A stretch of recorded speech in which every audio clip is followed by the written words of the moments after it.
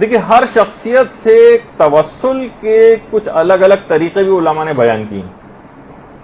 حضرت زہرا سے توسل کیسے کریں، ان کے وسیلے سے دعا کیسے مانگیں، اس کا بھی ایک طریقہ آگے چل کر آئے گا. دیکھیے شب قدر اور ان کے درمیان مماثلتیں. شب قدر ایک ذریعہ بنتی ہے دعاؤں کی قبولیت کا، حضرت زہرا ایک مستقل ایک ذریعہ ہیں، ان کا توسل اختیار کیا جائے تو ساری دعائیں قبول ہوتی ہیں.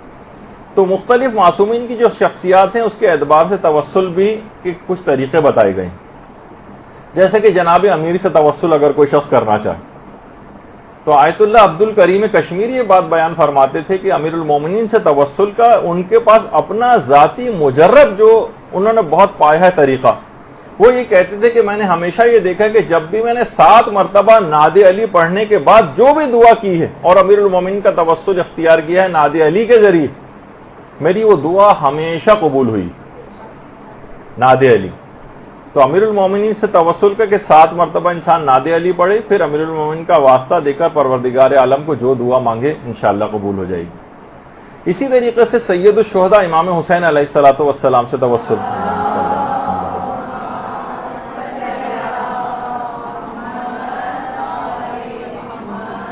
اس کا ایک طریقہ عرفاء نے بتایا کہ اگر قرآن کی کافی مقدار پڑھنے کے بعد امام حسین علیہ السلام کو ہدیہ کی جائے اور اس کے بعد جو بھی دعا مانگی جائے وہ لازمی قبول ہو جائے گی.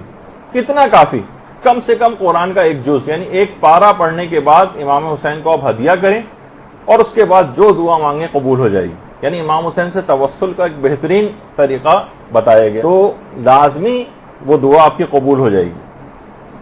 اور یہی وجہ ہے کہ آیت اللہ مرشی نجفی نے اپنے جو نقل کیا تھا کہ جب حرم امام حسین علیہ السلام پہنچے تھے تو فرماتے ہیں کہ میں نے اپنے والد مرحوم کو دیکھا تھا کہ والد مرحوم اور دیگر بہت سارے مرحوم علماء اور مجتہدین کی ارواح امام حسین کی قبر کے بالکل سرہانے بیٹھ کر تلاوت قرآن میں مشغول تھی. رحلوں پہ قرآن رکھے ہوئے تھے اور تمام ارواح علماء جس میں میرے والد کی روح بھی تھی وہ امام حسین کی قبر کے اطراف میں بیٹھے ہوئے قرآن کی تلاوت کر رہی ہیں. پھر خود کسی نے آیت اللہ کشمیری جن کا بھی میں نے حوالہ دیا یہ پوچھا ان سے کہ آپ جب کوئی پریشانی ہوتی ہے آپ نے کس کا توسل زیادہ مجرب پایا ہے؟ تو انہوں نے خود فرمایا کہ میں نے اپنے لیے بہت زیادہ مجرب جو توسل پایا ہے اپنے لیے وہ میں نے جب بھی کبھی حضرت جواد الائمہ امام محمد تقی علیہ السلام کا توسل اختیار کیا. اللہم صلی علی محمد.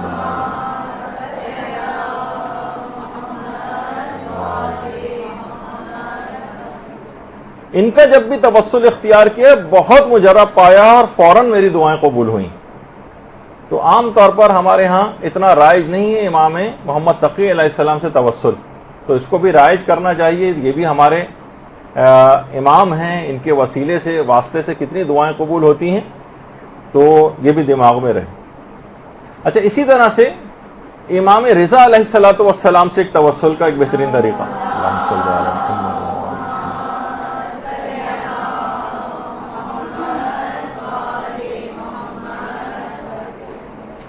وہ طریقہ یہ اچھا بہت سارے لوگ زیارات کے اوپر بھی جاتے ہیں اور وہاں جانے کے بعد ایک بہت ہی مجرب عمل مس کر دیتے ہیں جو دعاؤں کی قبولیت کے لیے بہت ہی بہترین ہے کہ اگر کوئی شخص حرم امام رضا علیہ السلام جائے اور ان کی قبر کی زیارت کے لیے، وہاں جانے کے بعد اگر کوئی شخص 400 مرتبہ سورہ نور کی جو آیت نور ہے یعنی 35 نمبر کی جو آیت ہے، اللہ نور السماوات والارض مثل نورہ کمشکات فیہ مصباح والی، یعنی سورہ نور کی آیت نور جو 35 نمبر کی آیت ہے، اس کو 400 مرتبہ تلاوت کر کے اگر امام رضا کو ہدیہ کیا جائے تو وہ دعا لازمی قبول ہو جاتی ہے. دیکھیے یہ بھی تمام عرفاء نے طریقے بتائے ہیں. بعض اوقات ان تمام علم روحانیت عرفانیت بھی ایک بڑا ویسا علم ہے کہ جو عرفاء نے اپنے تجربات سے اور احادیث اور روایات کی روشنی کے اندر جو اپنے تجربات کی ہیں وہ آپ کو پہنچائیں. البتہ یہ ضرور ہے کہ ان تمام چیزوں کے اثر پذیری کے لیے انسان کو گناہوں سے بچنا بہت زیادہ ضروری ہے. اور صرف گناہ ہی نہیں بلکہ بہت ساری چیزیں ایسی ہیں کہ جن سے عام زندگی میں جو مباح ہیں لیکن ان سے بھی معنویت آپ کی کم ہو جاتی، اس سے بھی آپ کی روحانیت میں کمی واقع ہوتی. بہت ساری خوراکیں اور کھانے ایسے ہیں جن سے روحانیت اور معنویت میں کمی ہوتی. خوراک کا بہت زیادہ اثر ہے. عرفا جس میں آیت اللہ بہجت بھی تھے یہ بات کہا کرتے تھے کہ گائے کا گوشت، پنیر اور مکھن اگر کوئی شخص کھاتا ہے تو اس کی چشمے برزخی بند ہو جاتی. گائے کا گوشت، پنیر اور مکھن وغیرہ. اور زیادہ گوشت کھانے کو بھی عرفا منع کرتے ہیں سالکین کو، کہ جو ابھی راہ عرفان میں جنہوں نے قدم رکھا ہے ان کو منع کرتے ہیں کہ زیادہ گوشت نہ کھاؤ، اور بہت ہوا تو رفع کراہت کے لیے 40 روز میں ایک دفعہ کھا لیا کرو تاکہ کراہت ختم ہو جائے اس میں.